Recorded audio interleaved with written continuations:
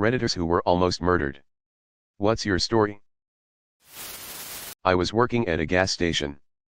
It was at night and slow. So I was sitting in the office watching TV. All of a sudden, one guy comes in behind me. Another guy comes in front of me. Guy in front says, "Don't get up." I give him the wad of cash from my breast pocket. And then the money from my front pocket. They rush out back into the darkness. I stay put. Just like the guy said. Then I call the owner. A car pulls up to get gas. I tell them they need to pay by credit card or exact change because I just got robbed. Then I reach up to touch my neck. It was bloody. The guy in back was holding a knife to my throat.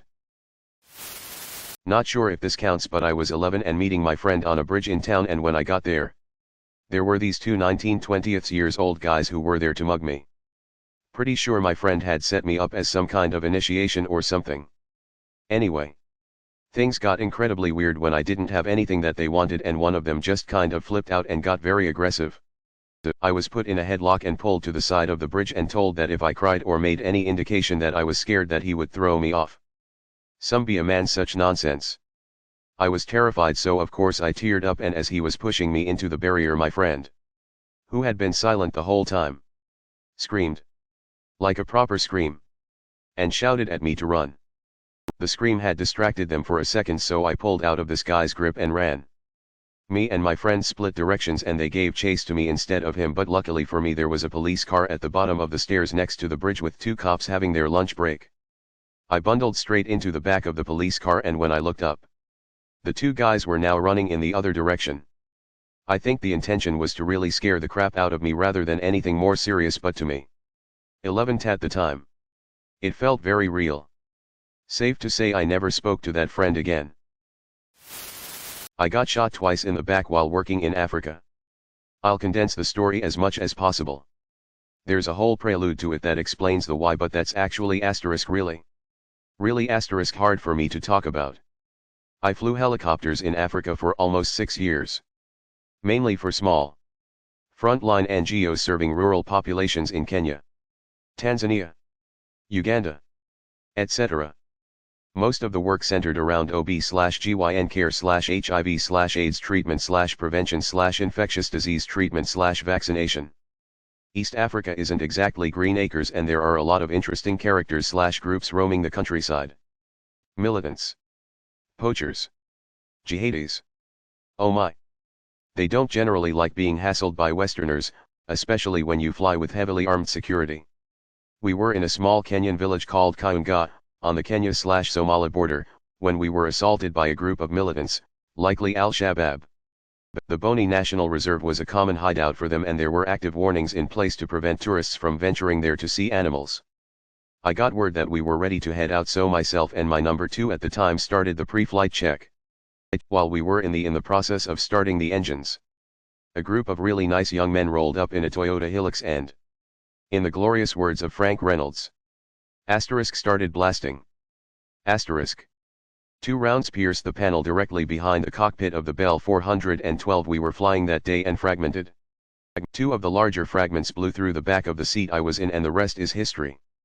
Our security detail, to their immense credit, did exactly what they were paid, exceptionally well, to do, and those fine young men in that Hilux had a very bad day.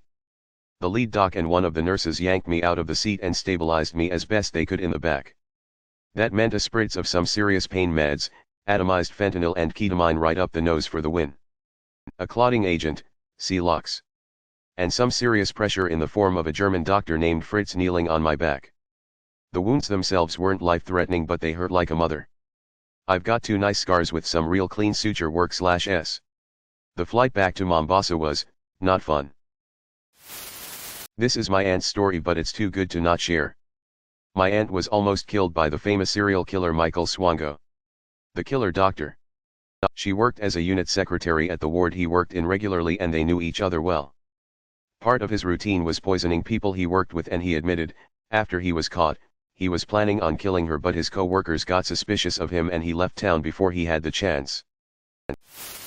The last time I saw my ex, I broke up with him while we sat in his car at a park. After choking me until I passed out, He got onto the freeway and drove 100 plus mph while slamming my head into the window and dashboard. I was able to get out of the car at one point when he got off the freeway and ran into the street screaming, trying to wave down a car, but no one stopped. He was forcing me into his trunk when a man pulled over and started filming him, and I ran onto a bus. I won't ever forget how his eyes looked and that he was absolutely silent the whole 2 hours. I moved across the country after his mom called me panicking to warn me he was looking for me.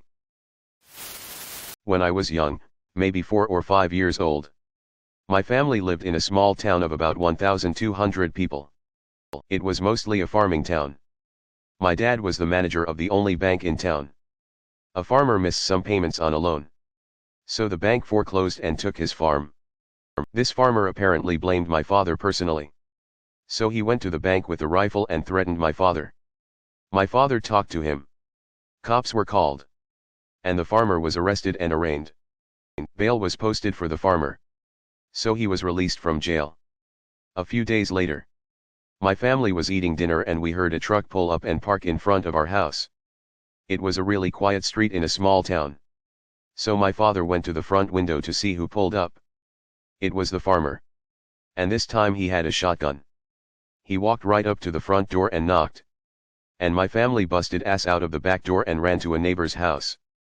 Our front door was unlocked, so he could have opened it and blasted us all, but I guess he didn't think to check it.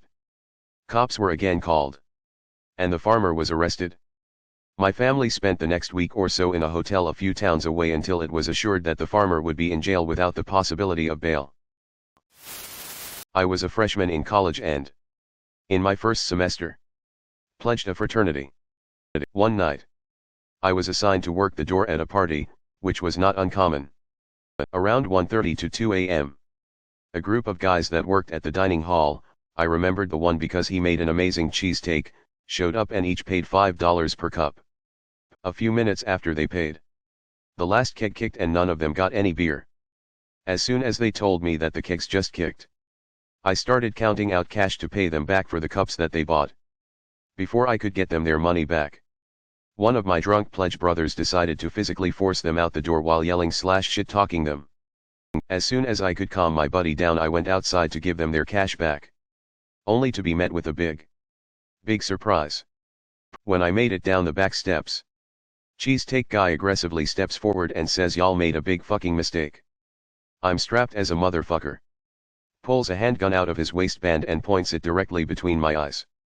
In that moment, it was remarkable that 18-year-old me didn't shit his pants immediately. A few of the older guys in the house stepped outside and were able to talk the guy down without incident. But it felt like I had that gun pointed between my eyes for an eternity. Long story short, I was incredibly lucky that I didn't get shot that night. Needless to say, I went without cheesesteaks for a few semesters after that night. I was coming home from a bachelor's party at 2 a.m. and on the way home, I realized we all had forgotten the steak dinner portion of the evening that we had all planned. I didn't want to wake up my wife and baby drunkenly rummaging around the kitchen, so I had the taxi drop me off at the Dunkin' Donuts a half mile from my house. This was pre-Uber times. I got myself a couple egg and cheese bagels and started walking home. Now, I made sure to take the quieter neighborhood street, rather than the busier street, in order to make sure to avoid potential drunk drivers. However, about a block into the neighborhood, I see a pair of dudes coming my way down the sidewalk. I consider crossing the street, but realize how insulting that would be to the two men clearly just walking home from a fun evening just like me. When they are a few feet away, I give them a "how you doing" nod, and they returned it with their own. I was so proud of my decision to treat them like fellow bros and not be so suspicious. Then, as they walk past me, one of them pulls his hand up in the air, holding a tire iron, and strikes me in the back of the head hard. I fall into the street from the impact but remain conscious. One holds my arms down while the other climbs on my legs and starts rifling through my pockets. I tell them to take what they want and they tell me to shut up or they will kill me. Then they ask me where my wallet is. And when I tell them which pocket it is in, they tell me to shut up or they will kill me. They took my wallet, phone and watch, and then kicked a few more times in the head but then took off. I was bleeding and super concussed, and without a phone at 2:30 a.m. and there was no way I could make it home on my own. I saw a house nearby where the flickering light of a TV could be seen in an upstairs bedroom. I crawled over to the house, and pulled myself up onto the porch, and leaned against the door and knocked and hollered for help. The homeowner was rightfully scared and didn't want to open the door at that hour for a stranger who wouldn't even stand up to be seen through his front door's viewfinder. I was feeling very faint at this point and was covered in blood from the head wound, but convinced him to call 911 and get an ambulance. I also asked if he could call my wife. At that point he seemed to feel more confident that I was not trying to trick him, and he offered me a cordless phone through a chain door. He said he wanted to help, but I needed to stay out on the porch, because he had just redone his floors and I was bleeding way too much. When the EMTs arrived, they decided they should take me to the better hospital instead of the one a few blocks away. But the route to the other hospital required several blocks of driving on cobblestones, an experience I would not recommend to any concussed individual strapped to a gurney in the back of an ambulance. I needed 24 staples in my head and the doctors all told me I was lucky to have survived such a massive blow to the head with a blunt object. But the sad part, I never actually got my egg and cheese bagels. Thanks for watching.